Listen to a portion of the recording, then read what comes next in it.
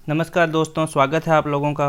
आज मैं आप लोगों को 1857 के विद्रोह के बारे में बताऊंगा, जिसे रिवोल्ट ऑफ 1857 भी कहा जाता है। काफ़ी जगह इसको 1857 की क्रांति भी कहा गया है, जो एक मिसनॉमर है, क्योंकि क्रांति और विद्रोह में बहुत ज़्यादा डिफरेंस होता है। वो डिफरेंस क्या होता है मैं आप लोगों को बता देता हूँ। क्रांति क्या होती है, सबसे पहले तो इसको इंग्लिश में क्या कहा जाता है, रिवोल्यूशन। तो क्रांति क्या होता है, पूरे कंट्री के लेवल पे होता है। सपोज फ्रांस की क्रांति हुई, अमेरिका की क्रांति हुई, रूस की क्रांति हुई, तो उसमें क्या होता है कि पूरे देश के लोग भाग लेते हैं, पूरे देश की जनता भाग लेती है, सरकार के खिलाफ आवाज़ उठाती है, उसकी जो गलत नीतियां हैं, ठीक है, या फिर ये कह सकते हैं कि जो सरकार का कुप्रशासन है उसके खिलाफ आवाज़ उठाती है। और विद्रोह में क्या होता है, एक स्मॉलर ग्रुप होता है, जैसे हम लोग अभी आगे देखेंगे कि इसमें पूरे भारत देश ने भाग नहीं लिया, कुछ एक एरिया के लोग थे। सपोज नॉर्थ इंडिया में मेरठ हुआ या फिर बिहार हुआ, ठीक है, तो कुछ एक एरिया के जनता ने भाग लिया, लोगों ने भाग लिया। तो सबसे बड़ा डिफरेंस क्या है, क्रांति में पूरा देश होता है और विद्रोह में एक छोटा वर्ग होता है, छोटा सेक्शन होता है। दूसरी चीज़, क्रांति में कोई बाहर की कंट्री भी सपोर्ट करती है, ठीक, और विद्रोह में कोई बाहर की कंट्री सपोर्ट नहीं करती है। तो पहली बात तो ये क्लियर कर लो कि 1857 की जो क्रांति है वो मिसनॉमर है। और यहाँ पे क्या पढ़ेंगे हम लोग, 1857 का विद्रोह। तो हम अगर अंग्रेजी सरकार की हुकूमत देखें कहाँ से स्टार्ट हुई या कहाँ से स्थापित हुई, तो सबसे पहले क्या हुआ कि 1600 में ये ट्रेडर्स बन के आए, व्यापारी बन के आए, ठीक है। उसके बाद धीरे धीरे धीरे उन्होंने व्यापार करते करते अपनी प्रशासनिक जो कंट्रोल था, जो एडमिनिस्ट्रेटिव कंट्रोल करना चाहते थे पूरे देश पे, यहाँ पे जो इनको बेनिफिट हुआ व्यापार से, उस वजह से इनके मन में ये भाई इच्छा जागृत हुई कि हम लोगों को यहाँ से अब एडमिनिस्ट्रेटिव कंट्रोल भी करना है। तो ऐसे करते करते वॉर हुए काफ़ी बीच में। सपोज एंग्लो मराठा वार हुए, या फिर मैसूर वार हुए, या फिर पंजाब के साथ वॉर हुए। तो करते करते 1757 में क्या हुआ, प्लासी का युद्ध हुआ। उसके बाद 1764 में बैटल ऑफ बक्सर, जिसको बक्सर का युद्ध कहा जाता है। और 1765 में इन्होंने क्या किया, बंगाल में अपने प्रशासनिक शासन की स्टार्ट की।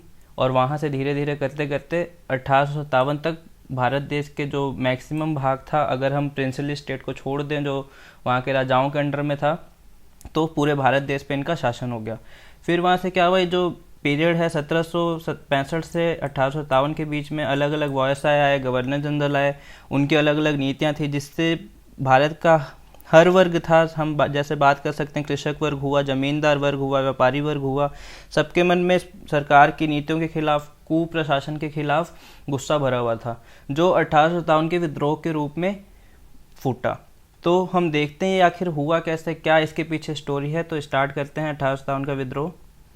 तो सबसे पहले 5 कारण हैं: राजनीतिक कारण, आर्थिक कारण, धार्मिक कारण, सैनिक असंतोष और तत्कालिक कारण, जो मोस्ट इम्पॉर्टेंट है।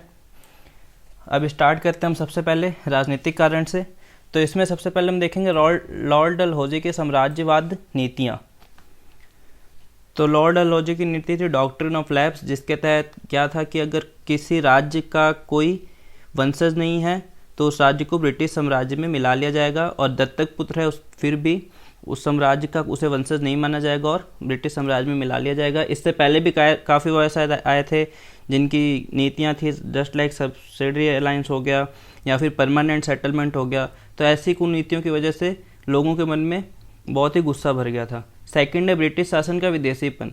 ब्रिटिशर्स क्या करते थे, यहाँ शासन तो इंडिया पे कर रहे हैं, लेकिन इनके जो भी ऑफिस थे या जो भी ऑफिसर्स आते थे वो सब ब्रिटेन से आते थे, और इसका जो मेन ऑफिस था वो कहाँ पे था, लंदन में था, ठीक है। तो एक दूसरी बात क्या होगी, ब्रिटिश शासन का विदेशीपन। तीसरा, दोषपूर्ण न्याय व्यवस्था में प्रशासकीय भ्रष्टाचार। अगर इंडियन को कोई अपना काम करवाना होता था तो उनको घूस देनी पड़ती थी, तो भ्रष्टाचार यहीं से पनपना स्टार्ट हुआ था। और दोषपूर्ण न्याय व्यवस्था, अगर कोई इंडियन कोई भी गलती करता है या उस पर कोई भी मुकदमा चलता है तो उसको कड़ी से कड़ी सज़ा दी जाती थी, लेकिन अगर कोई ब्रिटिशर्स ऐसा करता था तो उसको मामूली सज़ा देके या बिल्कुल भी सज़ा नहीं देके रिहा कर दिया जाता था। और चौथा है मुगल सम्राट से निंदनीय व्यवहार। मुगल सम्राट या मुगल साम्राज्य जो हम कह सकते हैं वो भारत देश की एक निशानी था कि भारत पे किसका उस टाइम शासन था, मुगलों का था। तो उनसे जो भारत का जो एक चिन्ह था, भारत देश का चिन्ह था मुगल साम्राज्य, उनके साथ निंदनीय व्यवहार किया गया, उनसे उनका शासन छीन लिया गया, उनको वहाँ दिल्ली से शिफ्ट कर दिया गया। इस वजह से भी क्या था, लोगों के मन में बहुत गुस्सा भर गया। तो ये 4 राजनीतिक कारण है। लॉर्ड डलहौजी का साम्राज्यवाद नीतियाँ, इससे पहले भी जो वायसराय गवर्नर जनरल थे उनकी नीतियाँ भी इसमें शामिल हैं। सेकंड, ब्रिटिश शासन का विदेशीपन। तीसरा है, थर्ड है दोषपूर्ण न्याय व्यवस्था में प्रशासकीय भ्रष्टाचार, एंड फोर्थ इज मुगल सम्राट से निंदनीय व्यवहार। अब हम देखते हैं नेक्स्ट रीजन है आर्थिक कारण या इकोनॉमिक कॉजेज। तो इसमें क्या है कि नई राजस्व व्यवस्था के तहत भारी करारोपण। तो ब्रिटिश साम्राज्य ने अपने प्रशासन को चलाने के लिए अपनी सुविधा के अनुसार ज़्यादा से ज़्यादा टैक्स लोगों पे लगा दिया। सपोज़ कोई कृषक है या कोई किसान है, उस पर टैक्स लगाया, तो उसको टैक्स को पूरा देने के लिए वो किसान क्या करता है, मनी लैंडर से उधार लेता है, लोन लेता। और उस टाइम जो मनी लैंडर होते थे वो 200% 300% ब्याज पे उधार देते थे। तो इससे क्या होता था, कृषकों की हालत बद से बदतर होती गई। सेकंड है बेदखली। थर्ड है भारतीय उत्पादों के विरुद्ध भेदभावपूर्ण प्रदर्शन की नीति। फोर्थ है परंपरागत हस्तशिल्प उद्योग का विनाश। और फिफ्थ है आधुनिक औद्योगिक व्यवस्था को प्रोत्साहन न देना। मैं चारों पॉइंट एक साथ समअप करके बता देता हूँ। इसमें क्या हुआ था कि जो ब्रिटिशर्स थे वो चाहते थे कि उनका माल इंडिया में बिके और इंडियंस का माल जो यहाँ पे बिकता था या जो ब्रिटेन से बाहर जाके बिकता था वो नहीं बिके। इससे क्या फ़ायदा हुआ कि ब्रिटिशर्स को आय होती थी, क्योंकि ब्रिटेन का माल यहाँ के बिकता था, उनके लिए एक बाजार तैयार हो गया था। इसलिए उन्होंने क्या किया, इस प्रकार की नीतियाँ बनाई कि जो भारतीय उत्पाद थे वो पूरी तरह से, जो भी फैक्ट्रियाँ थी वो पूरी तरह से ख़त्म हो गई। यहाँ का जो हैंडीक्राफ्ट बिजनेस था, हस्तशिल्प उद्योग, वो भी पूरी तरह से ख़त्म हो गया। और उसके बाद जो आधुनिक औद्योगिक व्यवस्था थी, जो इंडस्ट्रियल रिवोल्यूशन हुआ था ब्रिटेन में, या फिर ये हम कह सकते हैं पूरे यूरोप में, उसको उन्होंने भारत का रास्ता नहीं दिखाया, या ये कह सकते हैं कि भारत में नहीं आने दिया आधुनिक औद्योगिक व्यवस्था को, इंडस्ट्रियल रिवोल्यूशन को। जिसकी वजह से क्या हुआ, पूरा का पूरा जो हमारा औद्योगिक स्ट्रक्चर था वो ख़त्म हो गया। तो लोग एम्प्लॉयमेंट के लिए कहाँ जाने लग गए, एग्रीकल्चर में। ठीक है, एम्प्लॉयमेंट के लिए किसकी तरफ गए, एग्रीकल्चर के लिए। तो सारा का सारा बर्डन किस पे आ गया, कृषि पे आ गया। ठीक, और यहाँ पे जो सिंचाई व्यवस्था थी या फिर मॉडर्नाइजेशन था कृषि के लिए, वो नहीं पहुँचा था। इस वजह से लोगों के अगर फसल अच्छी नहीं होती तो उधार लेना पड़ता। तो उधार लेते लेते क्या होता, वो वापस नहीं कर पाते थे मनी लैंडर का जो भी पैसा था, और कर्ज के बोझ के तले दबे जाते। इस वजह से क्या हुआ, कृषकों के मन में बहुत ज़्यादा गुस्सा भर गया। उनको यही समझ में आया कि जो हो रहा है नई शासन व्यवस्था के तहत हो रहा है। ठीक, अब देखते हैं नेक्स्ट रीजन कौन सा है, धार्मिक कारण। तो धार्मिक कारण में क्या होगा, सबसे पहले अंग्रेजियों में जातीय भेदभाव श्रेष्ठता की भावना थी। जैसा कि रुडयार्ड किपलिंग की एक कविता भी है जिसमें कहा गया है वाइट मैन्स बर्डन, मतलब जो यूरोप से लोग आ रहे हैं उनके ऊपर भगवान ने एक जिम्मेदारी दी, एक बर्डन दिया है कि ये जो काले लोग हैं या जो एशिया के लोग हैं वो अनसिविलाइज्ड हैं, आपको उनको जाके सिविलाइज्ड करना है। ठीक, इनको रहना नहीं आता, इनको किसी भी चीज़ का तरीका नहीं है। जो अंग्रेज हैं या जो यूरोपियन हैं वो हाई क्वालिटी के हैं। ठीक, उनका खून साफ है और आपको जो पूरे देश में जाके पूरे विश्व को सिविलाइज्ड करना है। तो ये सबसे पहले तो श्रेष्ठता की भावना थी उनके अंदर।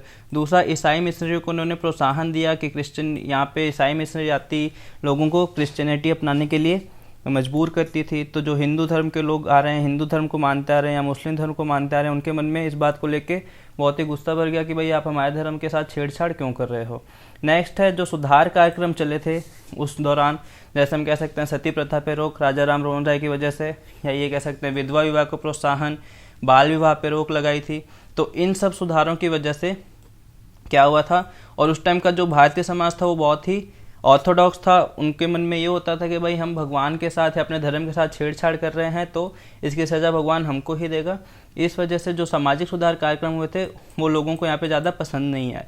और नए नियमों का निर्माण धर्मों को लेके या किसी भी चीज़ को लेके, जैसे सन्यासी रिवोल्ट हुआ था कि आपको अगर नहाना है तो आपको टैक्स देना पड़ेगा, इस टाइप से नए नए नियम बना के जो भारतीय समाज था पूरा अभी भी धार्मिक है, धर्म पे चलता है। तो उस टाइम तो बहुत ज़्यादा ऑर्थोडॉक्स था। उस वजह से क्या हुआ, लोगों के मन में आक्रोश बढ़ता गया समाज को लेके, ब्रिटिश साम्राज्य को लेके। नेक्स्ट रीजन है सैनिक असंतोष, जो मोस्ट इम्पॉर्टेंट रीजन है 1857 के विद्रोह के लिए। तो सबसे पहले तो है सैनिकों के भत्ते में आर्थिक असमानता एवं भेदभाव। तो क्या था कि सबसे पहले तो ब्रिटिश रेजिमेंट थी और इंडिया से जो थे सिपाही उठाए जाते थे उनको सेपॉय कहा जाता था। ओके, जो ब्रिटिशर्स थे क्या कहते थे, सेपॉय।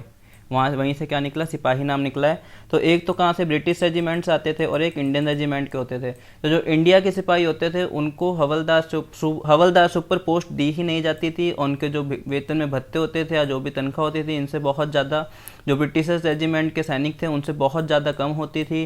ठीक, तो इससे क्या हुआ, आर्थिक समानता, अपने आप भेदभाव उत्पन्न हो गया कि भाई वो कम कमाने वाले हैं, ज़्यादा कमाने वाले, तो अपने आप क्या होता है, एक लाइन बन जाती है बीच में। ठीक है, कम कमाने वाले की, या फिर आज भी है उच्च वर्ग है, मध्यम वर्ग है, ठीक, बीपीएल है, बीओ पोर्टल है, तो अपने आप एक डिवाइड तैयार हो जाता है। तो इससे क्या हुआ, सैनिकों के अंदर अपने आप उस टाइम डिवाइड तैयार हो गया, यहाँ पे अपने आप ही क्या हुआ, भेदभाव की भावना उत्पन्न होने लग गई।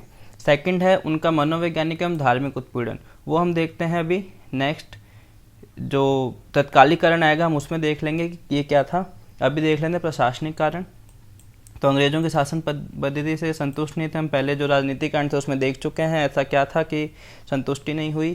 उसके बाद परंपरागत भारतीय शासन पद्धति थी वो समाप्त हो गई, जैसे राजा हुए, महाराजा हुए, वो अपने हिसाब से शासन चलाते थे अलग अलग। तो सारी पोस्ट उस टाइम ख़त्म करके इन्होंने कलेक्टर की पोस्ट स्टार्ट कर दी, पुलिस के लिए डीएसपी की, एसपी की पोस्ट स्टार्ट कर दी, न्याय व्यवस्था के लिए जज की पोस्ट स्टार्ट कर दी। तो पूरी की पूरी जो शासन पद्धति थी परंपरागत भारत में चली आई थी उसको पूरा का पूरा चेंज कर दिया इन्होंने।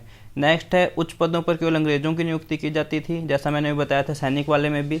अगर हम देखें कलेक्टर थे तो वो भी उच्च पदों पे उस टाइम अंग्रेज ही हुआ करते थे, या कोई भी प्रशासनिक पद हुआ करता था उस पर अंग्रेज ही होते थे, और इंडियंस को इन्फीरियर पोस्ट दी जाती थी। नेक्स्ट है अंग्रेजी को सरकारी भाषा बनाना। अब हम आते हैं तत्कालिक कारण पे कि ऐसा क्या हुआ अचानक से जो 1857 में ही विद्रोह स्टार्ट हुआ। तो सबसे पहले मैंने आपको सैनिक असंतोष में बताया था कि धार्मिक भावनाओं को ठेस पहुंची थी। ठीक, तो उसको हम यहाँ पे देखते हैं क्या हुआ था। सबसे पहले तो आटे में हड्डी की मिलावट, और दूसरा चर्बी युक्त कारतूस का प्रयोग। तो इसमें क्या होता था, उस टाइम एक र्यूमर फैला कि नए जो कारतूस आए हैं उसको मुंह से खोलना होता है सबसे पहले कार्ट्रिज को, और उसमें क्या सूअर और गाय का मांस लगा हुआ है। ठीक, तो जो रेजिमेंट थी, जो इंडियन सिपाही थे उसमें हिंदू भी थे और मुस्लिम भी थे। तो गाय का मांस अगर लगा है तो हिंदुओं का धर्म भ्रष्ट होता है, और अगर सूअर का मांस लगा है तो मुस्लिम का धर्म भ्रष्ट होता है।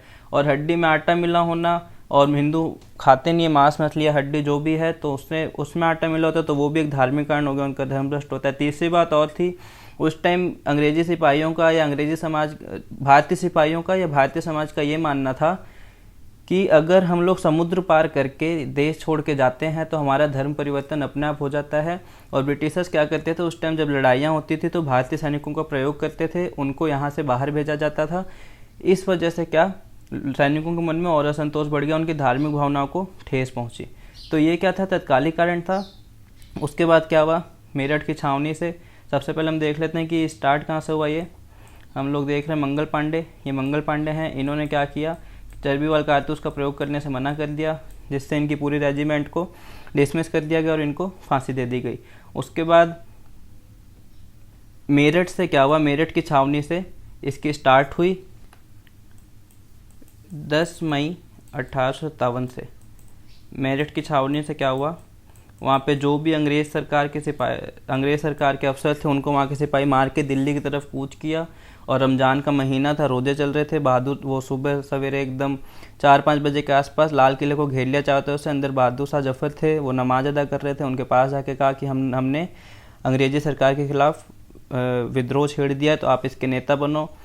तो मजबूरी में आके बहादुर शाह जफर को जितने भी भारत में राजा थे उनको अपने लेटर हेड के अंतर्गत इनवाइट किया कि भारत सरकार, अंग्रेजी सरकार के खिलाफ विद्रोह शुरू हो चुका है, आप लोग आगे इसमें पार्टिसिपेट करो।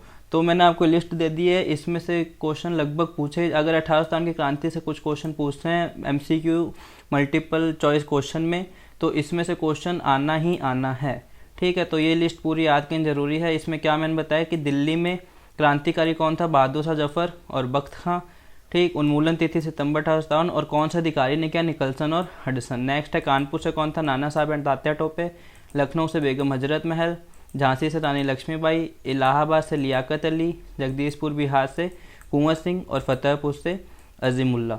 ठीक, तो ये जो नाम है इनको याद करना बहुत ज़रूरी है, कौन से केंद्र से कौन सा क्रांतिकारी था, और अधिकारियों के नाम कि किसने कहाँ पे उन्मूलन किया। ठीक, ये टेबल है, टेबल याद कर लेना। नेक्स्ट है असफलता। ये सबसे पहले तो 1857 का विद्रोह असफल हो गया, तो उसके कारण क्या थे, सबसे पहले तो ये सीमित क्षेत्र में था, इसका सीमित जनाधार था, बहुत ज़्यादा लोगों ने इसमें भाग नहीं लिया था।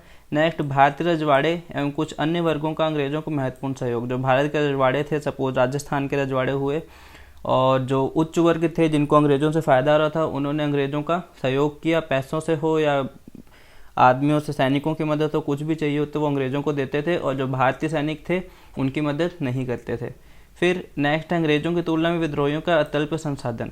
अंग्रेज़ों के पास मॉडर्न आर्टिलरी थी, बंदूक हुई, तोप हुई, बम हुए, लेकिन हमारे जो भारतीय सैनिक थे वो लाठी से, कुदाली से, तीर से, भाले से, इन सब से लड़ते थे, तो इनका कोई मैच ही नहीं था। ठीक है, इंग्लिश और जो इंडियन आर्टिलरी थी उनके कोई मैच ही नहीं था, एकदम मिसमैच था। नेक्स्ट है, कोई योग्य नेतृत्व नहीं था, कोई सामंजस्य नहीं बना हुआ था, क्योंकि हमारे पास कम्युनिकेशन के साधन नहीं थे इंडियंस के पास, और वहीं अंग्रेज़ों के पास कम्युनिकेशन के उस टाइम साधन थे। तो हमारे जो भारतीय सैनिक थे उनके बीच में सामंजस्य का बहुत बड़ा अभाव था। नेक्स्ट है, एकीकृत विचारधारा नहीं थी। एकीकृत विचारधारा से मतलब क्या है कि उनके मन में ये नहीं था कि हमको देश को आज़ाद कराना है। उनके मन में ये था कि ये जो हमारे डिप्रेशन हो रहा है, जो हमें यातनाएं दी जा रही है सरकार, अंग्रेजी सरकार के द्वारा, तो इसको ख़त्म करना है। बस इनके मन में ये था कि अंग्रेज़ों का शासन चलता रहा, तो हमको देश को आज़ाद कराना है, मतलब कि जो राष्ट्र भावना है उसकी कमी थी। नेक्स्ट है कि इसका प्रभाव क्या हुआ। प्रभाव में सबसे पहले तो जो 1857 की क्रांति के बाद क्या हुआ, company EIC, east India company है, इसका शासन खत्म हो गया, और जो भारत देश पे शासन है वो सीधा किस पे आ गया, ब्रिटिश की जो क्वीन थी, ब्रिटिश ताज था, उसके हाथ में आ गया सीधे। नेक्स्ट है, कंपनी शासन का उन्मूलन, ये मैंने बता ही दिया। फिर है ब्रिटिश साम्राज्य की नई भारतीय नीति।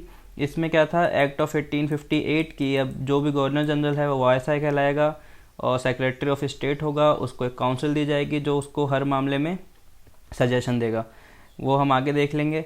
नेक्स्ट है, सेना का पुनर्गठन हुआ। इन्होंने क्या किया, अंग्रेज़ों को अब यहाँ पे ये समझ आ गया कि जब तक हिंदू और मुस्लिम एक साथ रहेंगे तब तक इन पे शासन करना बहुत मुश्किल है, इसलिए इन्होंने क्या किया कि यहाँ से डिवाइड की नीति, डिवाइड एंड रूल की जो पॉलिसी थी वहीं से स्टार्ट की थी। सेना का पुनर्गठन, मुस्लिमों को और हिंदुओं को अलग अलग बांट के एक दूसरे के खिलाफ भड़काने स्टार्ट कर दिया गया यहाँ से। नेक्स्ट है, जातीय भेदभाव, ये मैंने बता दिया ऊपर वाले पॉइंट में। नेक्स्ट है, श्वेत विद्रोह। फिर है कि किसने इस विद्रोह के बारे में क्या कहा, तो हम देख लेते।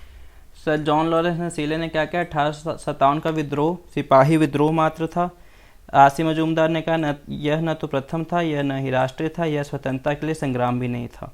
आसी मजूमदार ने यहाँ तक कह दिया, न राष्ट्र था, न प्रथम था, और स्वतंत्रता का संग्राम भी नहीं था। वीर सावरकर ने कहा, यह विद्रोह राष्ट्रीय स्वतंत्रता के लिए सुनियोजित युद्ध था। जेम्स आउटम डब्ल्यू टेलर, यह अंग्रेजों के विरुद्ध हिंदू एवं मुसलमानों का षड्यंत्र था। LR रीज, यह धर्मांधों का ईसाइयों के विरुद्ध षड्यंत्र था। और VP चंद्र ने कहा है, 1857 का विदेशी शासन से राष्ट्र को मुक्त कराने के लिए देशभक्तिपूर्ण प्रयास था। हालांकि 10 से 20 लोगों ने इसके बारे में कहा, लेकिन जो मोस्ट इंपॉर्टेंट है वो मैंने यहाँ पे लिख दिए हैं। इसमें भी क्या पूछा जाता है, आरसी मजूमदार और वीर सावरकर और विपिन चंद्र, मोस्ट इंपॉर्टेंट ये 3 पूछे जाते हैं। फिर भी मैंने 6 लिख दिए हैं क्योंकि एग्जाम में पूछे जा चुके हैं, तो ये स्टेटमेंट भी याद करना है आप लोगों को। नेक्स्ट हम देख लेते हैं, इस पर अभी जो हमने इतनी देर पढ़ा है 20 मिनट, उस पर बेस्ड क्वेश्चन देख लेते हैं। तो मंगल पांडे कौन था, कंपनी के सेना का सिपाही। नेक्स्ट, 1857 के विद्रोह का तत्कालिक कारण क्या था, तत्कालिक कारण बताया मैंने, चर्बी वाले कारतूसों का मामला। नेक्स्ट है, 1857 का विद्रोह आरंभ कहाँ से हुआ, मेरठ से, 10 मई 1857, मैंने डेट भी बता दी थी। नेक्स्ट, 1857 ईस्वी के विद्रोह में कानपुर में क्रांतिकारियों का नेता कौन था, ये मैंने आपको बताया था, जो टेबल थी वहाँ से क्वेश्चन है, तो देख लेते हैं एक बार। कानपुर से देखिए नाना साहब एंड तात्या टोपे, 2 नेता हैं, तो उसका आंसर ऑप्शन में क्या दिया है वो भी देख लेते हैं एक बार से। तात्या टोपे दिया तो आंसर क्या होगा, तात्या टोपे। नेक्स्ट है, डॉक्ट्रिन ऑफ लेफ्ट की नीति किसने अपनाई, मैंने लेक्चर के स्टार्ट में बताइए, लॉर्ड डलहौजी। नेक्स्ट, 1857 के विद्रोह के अनेक कारण थे, निम्न में से क्या नहीं था, तो भारतीयों की आर्थिक समृद्धि। ठीक है, आर्थिक समृद्धि तो हुई नहीं थी उस टाइम में, आर्थिक शोषण ही हुआ था। नेक्स्ट, किस वर्ष में भारतीय ईस्ट इंडिया कंपनी के शासन का अंत हुआ, 1857 में, और किसका स्टार्ट हुआ, ताज का शासन। नेक्स्ट, 1857 के विद्रोह के समय बिहार में क्रांतिकारियों का नेता कौन था, कुंवर सिंह। 1857 के विद्रोह के समय भारत का गवर्नर जनरल कौन था, लॉर्ड कैनिंग।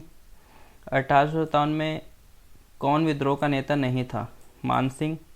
लक्ष्मीबाई थी झांसी से, नाना साहब थे कानपुर से, कुंवर सिंह अवध से, बिहार से। नेक्स्ट, किसने नहीं माना 1857 के युद्ध को प्रथम युद्ध? तो इसका आंसर होगा वीर सावरकर। तो ये क्वेश्चन थे जो लास्ट एग्जाम में इस टॉपिक पे बेस्ड पूछे जा चुके हैं, लगभग कवर कर लिया है ये टॉपिक। और नेक्स्ट लेक्चर में मैं आप लोगों को बताऊंगा कि 1857 की क्रांति के बाद क्या हुआ, कौन सी नीतियां सरकार लेके आई, ब्रिटिश शासन था उसने किस तरह से भारत पर शासन स्टार्ट किया और कैसे वो शासन भी यहाँ की जनता को पसंद नहीं आया, धीरे धीरे 1947 तक कैसे हमने आज़ादी प्राप्त की। तो तब तक के लिए आप हमारे साथ बने रहिए। Thanks for watching.